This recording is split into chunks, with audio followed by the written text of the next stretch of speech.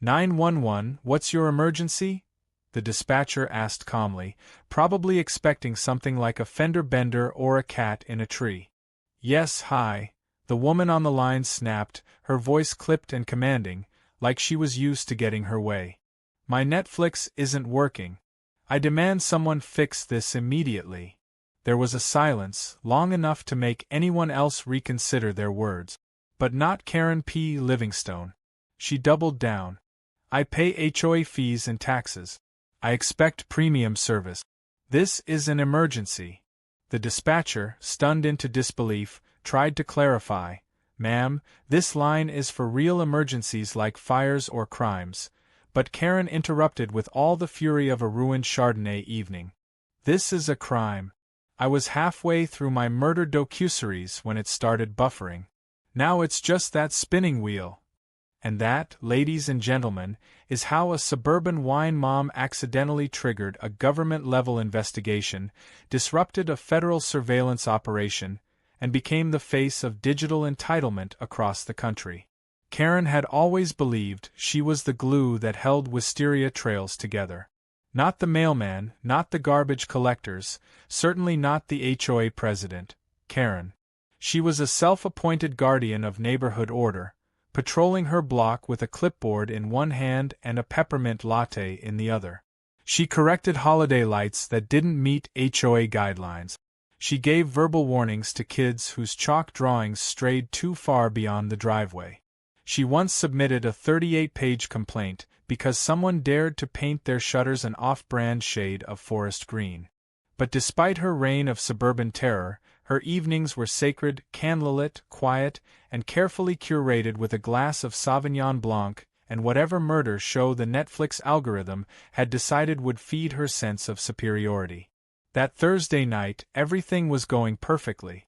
She'd lit her eucalyptus candle, set out a plate of goat cheese and crackers, and wrapped herself in her faux fur throw.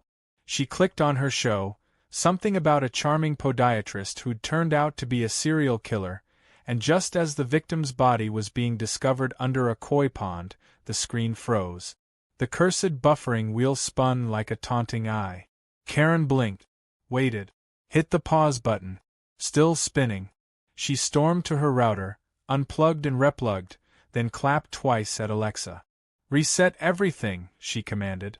Alexa, perhaps aware of Karen's growing reputation in the neighborhood, cheerfully replied, "I'm not sure how to help with that." As the minutes ticked by, Karen's whine lost its chill, and her temper heated up. She texted the HOA group chat, accusing someone of broadcast jamming. When no one replied, she posted an angry diatribe on Nextdoor about sabotage against property owners. Finally, convinced that no one was taking this outrage seriously, she pulled out her phone, dialed 911, and with the unshakable confidence of a woman who once tried to sue her dry cleaner for shrinking a scarf, demanded immediate assistance. Deputy Marcus Holt didn't expect the call to end up on his desk, but it had been a slow night.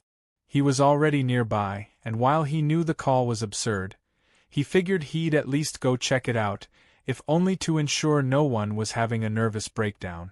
What he found instead was a woman in silk pajamas pacing furiously on her manicured front lawn, waving her remote control like a sword. She greeted him with, "Finally, someone who gets it." Holt raised an eyebrow.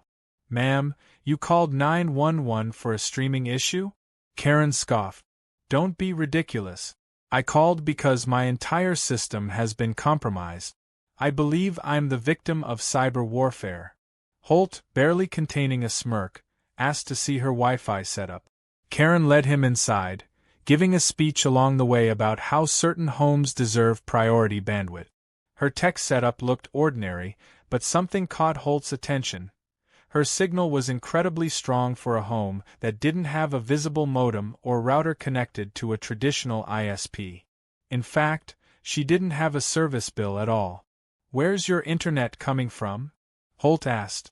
Karen blinked. "My nephew set it up years ago. Said he found a high-speed line. I assumed it was part of the HOA perks. It wasn't." Within minutes, Holt had traced the signal. What Karen had unknowingly done, thanks to her smart nephew, was connected to a high-powered, encrypted router installed by the sheriff's department for surveillance of a suspected drug house 2 blocks away. The router had been designed to blend in, operating silently in the background, piggybacking off a utility box in the alley. No one was supposed to know it was there. But somehow, Karen's house had been leeching off that exact signal for 2 years. And now, her desperate attempt to stream a docuseries had not only outed the router, but triggered a full tech audit of the entire block. Karen didn't take the news well. "You mean I've been using illegal government Wi-Fi?" she shrieked. Holt corrected her. "No, ma'am. You've been compromising a federal surveillance operation. We're gonna need to take your TV and smart devices for evidence." She looked like he'd slapped her. "Take my, do you even know how many saved shows I have on there?" As tech agents began arriving in unmarked vans, carefully extracting every Echo Dot and Nest Cam in her home, Karen stood frozen in the doorway, clutching her remote like a life raft. "This is an invasion," she murmured. "This is oppression." By the time the sun rose, Karen's name was already in the sheriff's report. The HOA board had been notified. Her devices were gone. And her Netflix still didn't work. But that was just the beginning. Because what Karen didn't know yet, what the officers hadn't had the heart or the time to tell her, was that her devices hadn't just leached signal. They'd recorded, synced, backed up. Her late-night rants, her HOA threats, her bizarre monologues to Alexa, they were all preserved. Some even included unintentional audio from nearby surveillance target. Which meant Karen P. Livingstone hadn't just interrupted her own show. She might have accidentally deleted months of evidence from a major narcotics case. Karen stood in the middle of her living room, arms crossed as 2 tech agents gently disconnected her smart TV from the wall. One of them had the audacity to put on latex gloves before handling her HDMI cables, as if her living room was some kind of crime scene. Her jaw clenched as she muttered under her breath about suing every last one of them. Deputy Holt was leaning casually against her kitchen island, watching the chaos with a bemused expression. He clearly found this funny. Karen didn't. Not even a little. She had missed the finale of her show, been treated like a criminal, and now her devices were being hauled off like stolen goods. The entire situation reeked of overreach, and Karen was already imagining the headlines. Local woman falsely accused by rogue deputies over Wi-Fi. She could almost smell the settlement check. Holt finally walked over, holding what looked like a printed heat map of digital signals. "Ma'am," he said in a tone that was trying to be patient but clearly losing the battle, "your house has been leeching signal from a restricted router belonging to the sheriff's department. This router is part of a secure, covert network used to monitor illegal activity in this region.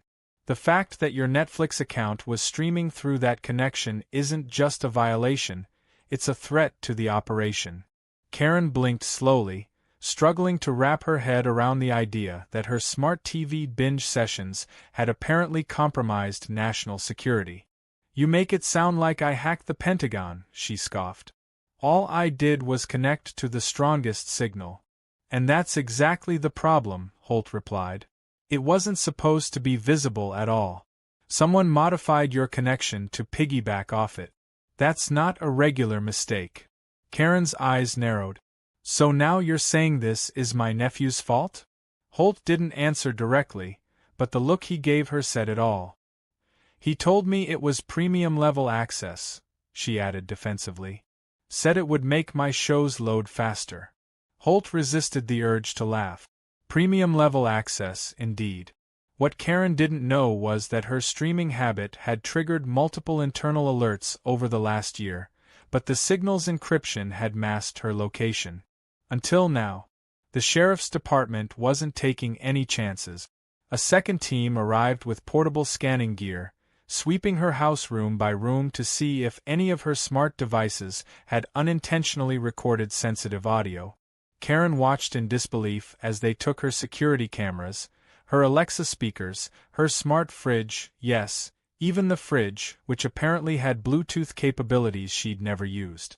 That fridge was a gift, she said in a wounded tone. One of the agents shrugged, clearly past the point of sympathy. Meanwhile, Deputy Holt sat at her kitchen table, scrolling through his tablet, probably drafting the incident report that would forever immortalize her as the woman who called 911 over Netflix and disrupted a federal investigation. The HOA board, upon hearing of the situation, moved faster than anyone expected. Within hours, Karen was removed as moderator of the neighborhood Facebook group. Her admin privileges vanished, her long-winded posts about mailbox decor and trash bin placement were deleted, and a polite but firm message was sent to all residents reminding them that 911 is not a streaming help desk. Karen fumed. "They're making me look like I'm unstable," she said to no one in particular, pacing through her now disturbingly silent home. Without Alexa, without ambient jazz from her smart speaker, the silence was deafening. She tried turning on the radio, only to remember it was Bluetooth as well. Karen's fury hit a new level when she received a formal letter from the HOA's legal advisor, stating that she may be held financially liable for any damages resulting from her unintentional interference with law enforcement operations.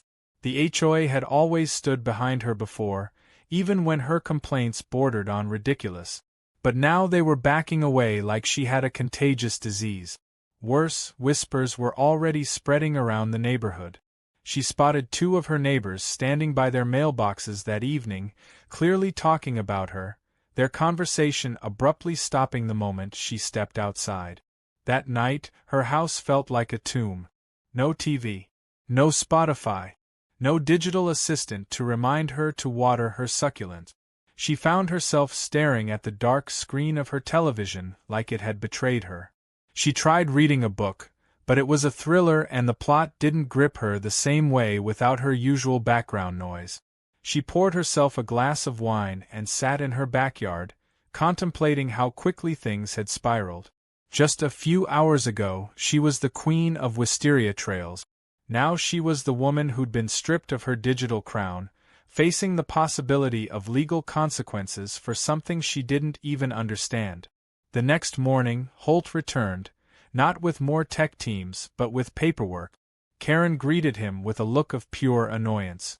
"Come to take my thermostat too?" she snapped. Holt gave a tired smile. "Actually, I need to ask a few questions about your nephew." That made Karen pause. "What about him?" Holt explained that upon deeper inspection, it appeared the setup wasn't just amateur tinkering. The router hack had required someone with knowledge of encryption layers and government-level networks. "This wasn't a fluke," he said. "Someone knew exactly what they were doing. And your nephew's name came up in the signal routing trace." Karen's stomach dropped.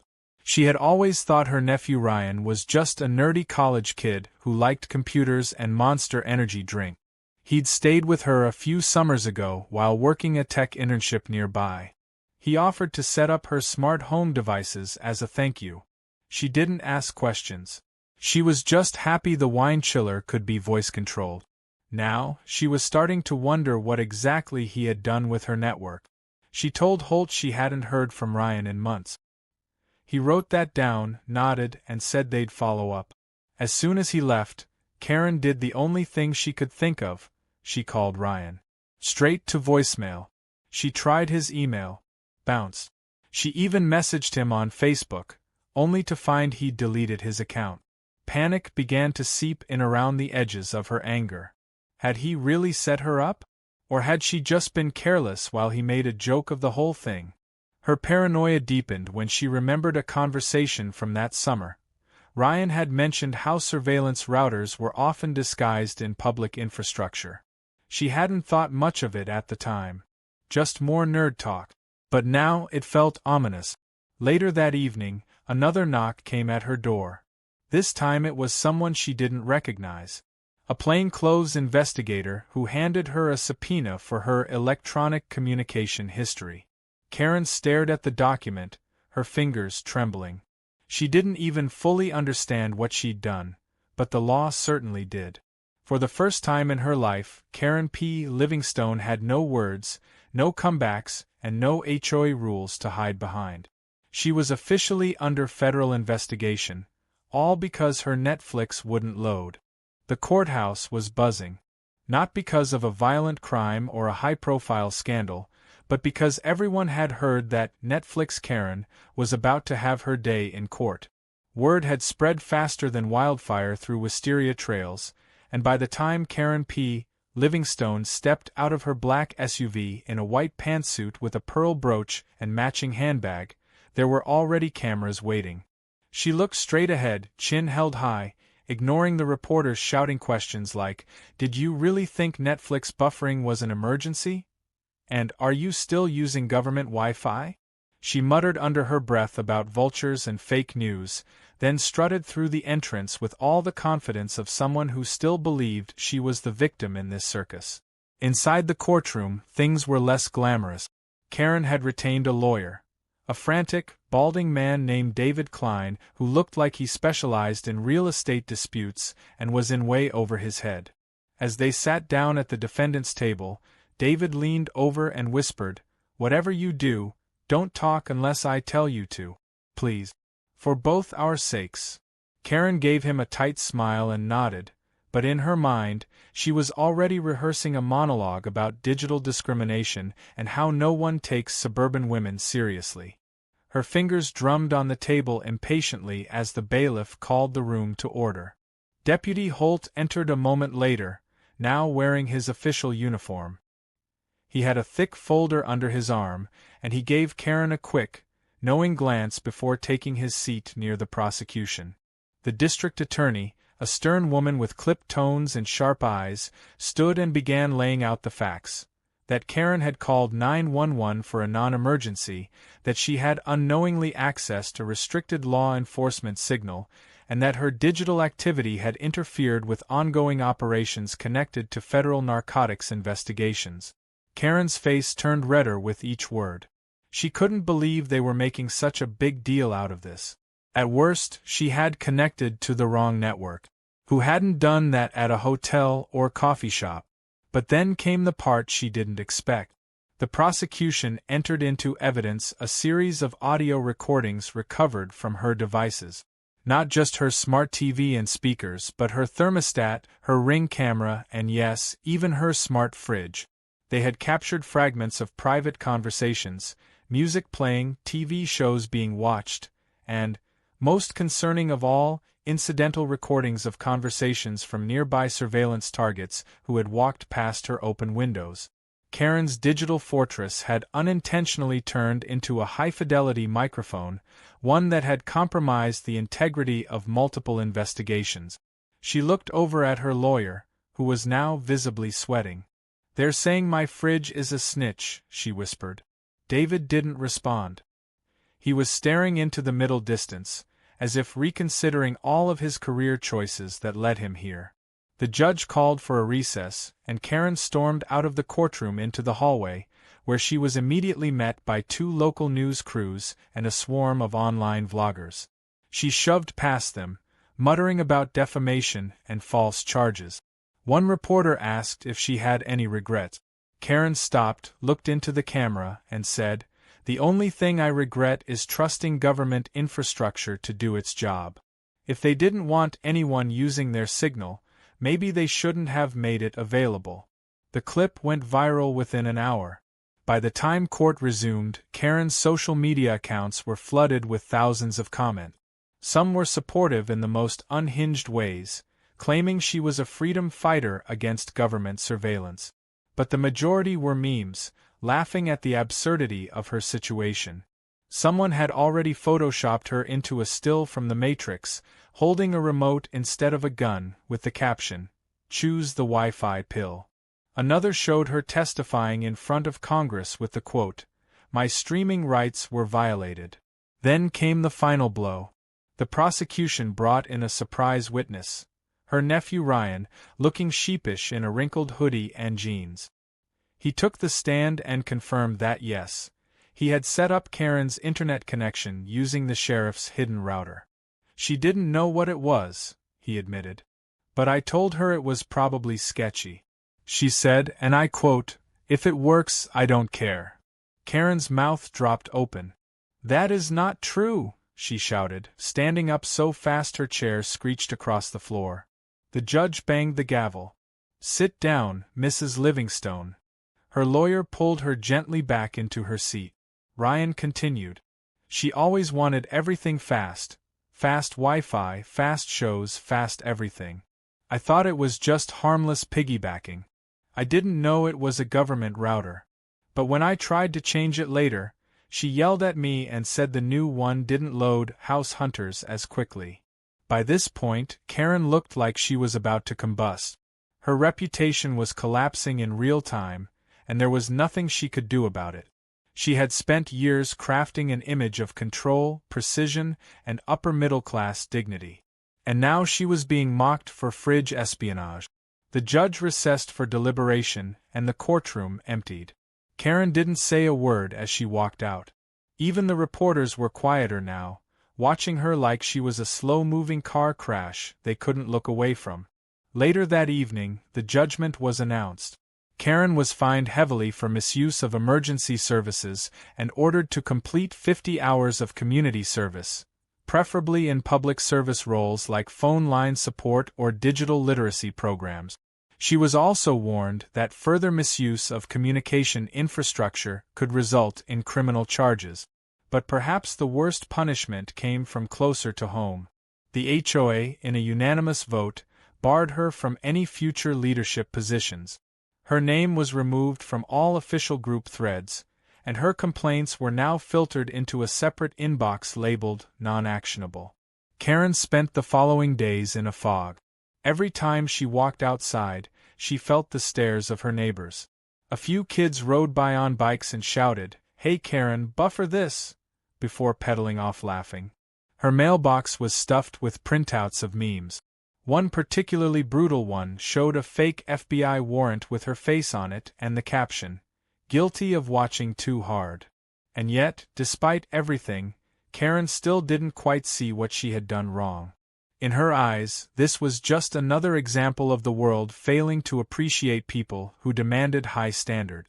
It wasn't about Wi-Fi or surveillance or routers. It was about principle.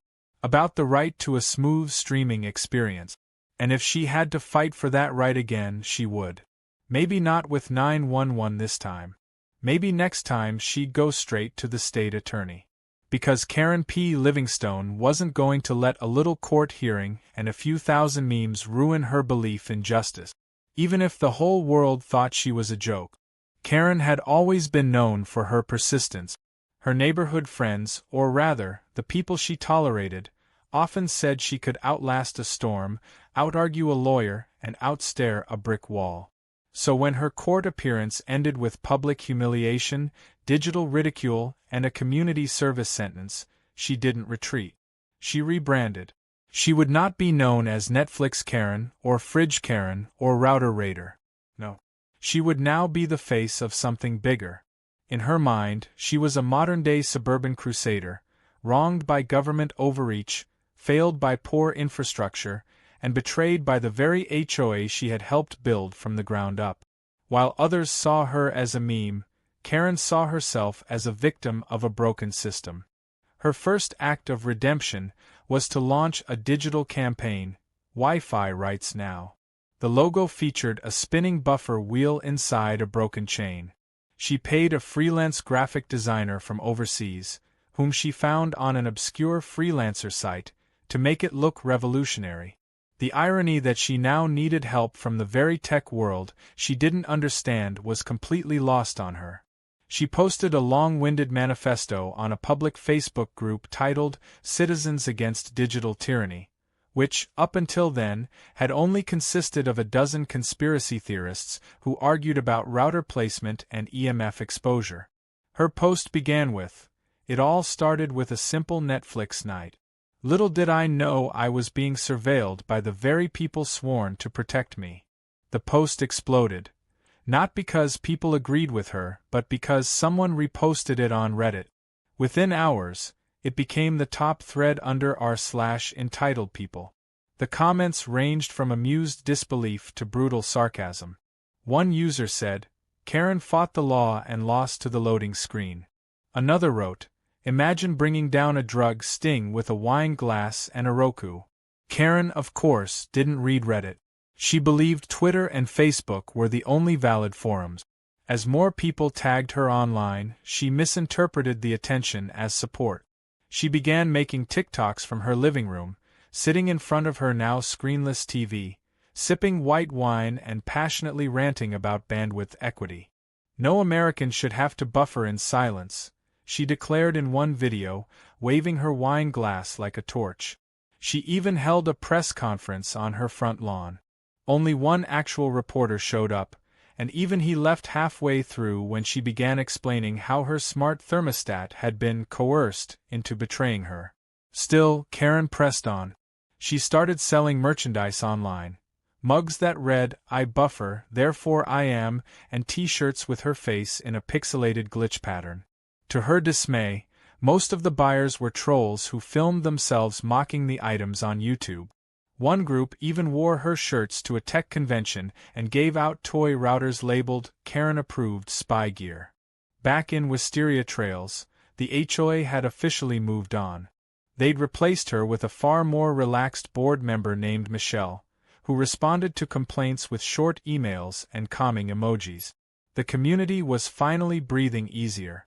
Trash bins no longer had to be measured with a ruler for proper visibility. Kids drew chalk murals on sidewalks without fear. People played music on porches without Karen's signature glare through the blinds. But Karen couldn't stand being irrelevant. If she couldn't lead the HOA, she'd target it from the outside. She filed a formal complaint to the county commissioner alleging collusion between HOA leadership and law enforcement to marginalize dissenting homeowners. The complaint was ignored. She tried to start a petition to audit suburban Wi-Fi fairness, which gained a grand total of 3 signatures. Hers, her cat's vet accidentally, and a guy from Florida who thought it was about crypto. Undeterred, she moved to Phase 2. The rally. Karen organized what she called a digital freedom flash march. Her plan was to gather supporters from the internet and protest outside the sheriff's office while live streaming the entire event. She created flyers, blasted emails, and sent dozens of private messages to people who had commented on her TikToks, most of whom were anonymous trolls with usernames like YFighter69 and Router Wrangler. On the day of the rally, she wore a cape made of Ethernet cords and a headband with little spinning wheels glued on each side. She stood proudly in front of the station, ready to lead the charge. Only 4 people showed up. One was a confused retiree looking for a protest about parking meters. 2 were teenagers who thought it was a cosplay meetup. The last was a guy live streaming for his comedy channel. Karen, undeterred, gave a fiery speech about digital gatekeeping and modern oppression. As she reached the part where she compared herself to Joan of Arc, a pigeon landed on her shoulder, causing her to shriek and knock over the sign behind her. The moment was clipped, edited with dramatic music, and went viral within the hour under the title "Wi-Fi Joan Defeated by Pigeon." Still, Karen refused to be laughed into silence. She filed a defamation lawsuit against multiple media outlets, including one satire site that claimed she binge-watched away national security. Her case was promptly dismissed.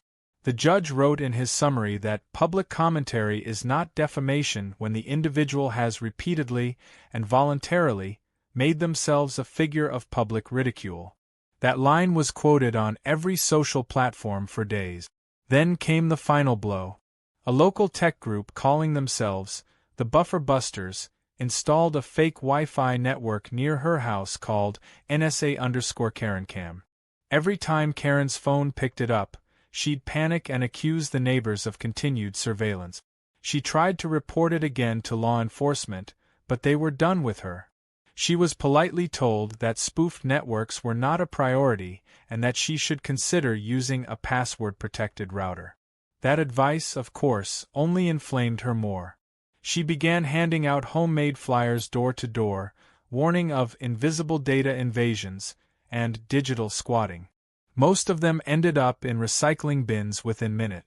Karen's community service began soon after. She was assigned to the local library to help senior citizens learn basic computer skills. On her first day, she tried to replace the screensavers on every computer with a slideshow of her court case photos. The librarian gently explained that was not allowed. She then attempted to give a lecture on avoiding secret routers to a group of retirees who just wanted help printing bus schedules. She was removed from the program by the end of the week and reassigned to picking up litter near freeway exit. And yet, somehow, Karen believed she was winning. In her mind, she had become a household name. She told herself that every headline, every meme, and every joke only added to her influence. She believed she had started a conversation, one that the world wasn't ready to have. But in truth, the world had already moved on. Her name faded from trending tabs, her merchandise shop quietly shut down, and her videos dwindled into digital obscurity. But Karen wasn't done. Not in her mind. Because every time she saw that buffering wheel, every time a website took longer than 2 seconds to load, she whispered to herself, "They're still watching." The neighborhood of Wisteria Trails was finally experiencing peace again. No more daily complaints about leaf blower noise levels. No more frantic emails demanding HOA votes on patio furniture color schemes. No more passive-aggressive Facebook posts ending with, "Some of us care about standards." Karen P. Livingstone, once the loudest voice in the cul-de-sac, had gone strangely quiet. But while the neighbors were sipping their iced teas in tranquility, Karen was plotting her comeback. Her public image had taken blow after blow, but she believed that true greatness came not from comfort, but from adversity. And her adversity, in her eyes, had been historic. She'd been ridiculed, mocked, silenced, and yet she endured. And now she had one final play. Her plan was bold, theatrical, and, in her mind, genius. If the HOA could host its annual streaming Under the Stars movie night in the community park, then she could make her message heard in the most dramatic way possible. She would reclaim the narrative, right there, in front of the very people who had shunned her.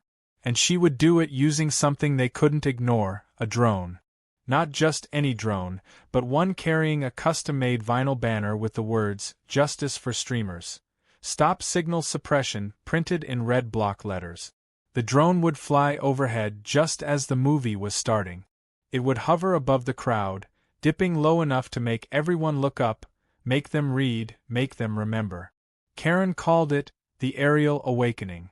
She had ordered the drone online from a questionable supplier and practiced flying it in her backyard for 3 days straight. Her cat was traumatized, a garden gnome was decapitated, and at least one neighbor reported a low-flying threat to local animal control, but Karen was committed. She rehearsed every step. The dramatic timing, the rise of the drone with the banner, and her triumphant stroll through the park once the crowd started clapping. Of course they would clap. She envisioned applause. Maybe even chants. Maybe someone would livestream it. She pictured headlines again. Redemption. Vindication. Karen wasn't just coming back. She was ascending. The night of the HOA movie event arrived. The air was warm, the grass freshly trimmed, and the community had gathered with folding chairs and picnic blankets. Kids chased each other with glow sticks, couples shared snacks, and a large inflatable screen lit up with the opening credits of a family comedy. Karen stood in the shadows behind a hedge, dressed in dark blue activewear, like she was about to carry out a secret operation. She tapped commands into the drone controller, her fingers shaking with adrenaline. She hadn't felt this electric since the last HOA election cycle. The drone launched. It rose beautifully at first, climbing into the night sky, lights blinking, banner flapping behind it just as she planned. It swooped toward the screen, catching the attention of several people. Heads turned. Fingers pointed. She smiled as the whispers began. But then, just as it reached the center of the park, the drone began to wobble. The banner had twisted midair, tangling around one of the propellers. The machine jerked violently, spun in a tight circle, and then descended at an alarming speed. Karen's smile vanished. It crashed directly into the top of Deputy Holt's parked cruiser. The crowd gasped. The banner, now partially torn, hung like a sad streamer across the windshield. Holt, who had been invited to the event as a guest of honor for his recent promotion, calmly stood up from his lawn chair and walked toward his car. He recognized the slogan immediately. He didn't need to see Karen to know exactly who was responsible. He turned slowly toward the hedge. Karen, in full view, was frozen with the controller still in her hands. No one clapped. No one chanted. A few kids laughed. Someone took a video. Karen was escorted away again, but this time not with shouting or protests. Just a slow, awkward walk past families eating popcorn. The HOA president simply shook her head. Holt didn't say a word until they reached the patrol car. He looked at her and said, "You know this is technically vandalism, right?" Karen sniffed and replied, "It was civil expression." Holt just sighed. The drone crash became the final nail in the coffin of Karen's campaign. She was hit with another fine, a formal cease and desist from the sheriff's office, and banned from all future HOA community events. The ban was printed, laminated, and handed to her in person by a cheerful HOA intern who smiled too much. Karen read it, scoffed, and muttered that the intern would be hearing from her attorney.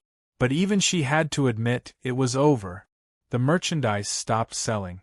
Her live streams dwindled to single-digit views. Her last TikTok had comments turned off. The Wi-Fi spoofers stopped bothering.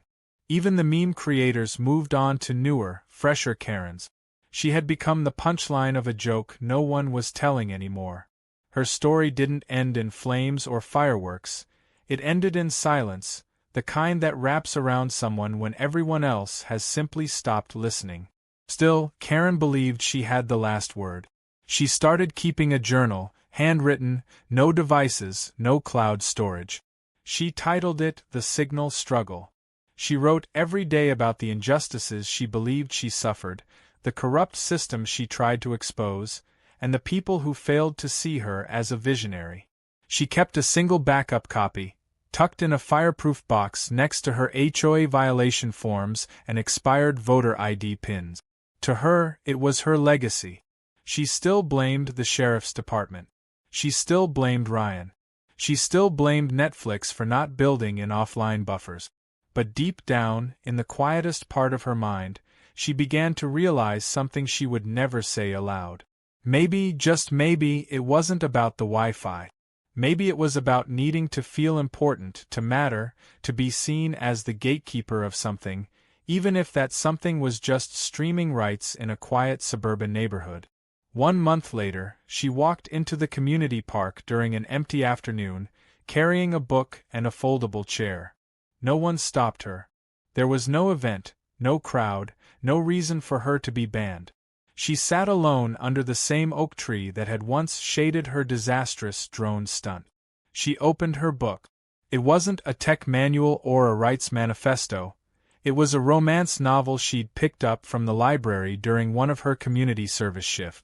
For the first time in a long while, she didn't feel the need to correct anyone, film anything, or prepare a speech. She just sat quietly, reading, surrounded by the very community that had once feared her, then laughed at her, and finally forgotten her. And in that moment, Karen P. Livingstone, the self-proclaimed voice of signal justice, finally experienced what she'd been seeking all along. A connection. Not digital. Not wireless. Just silence, sun, and the simple act of being still.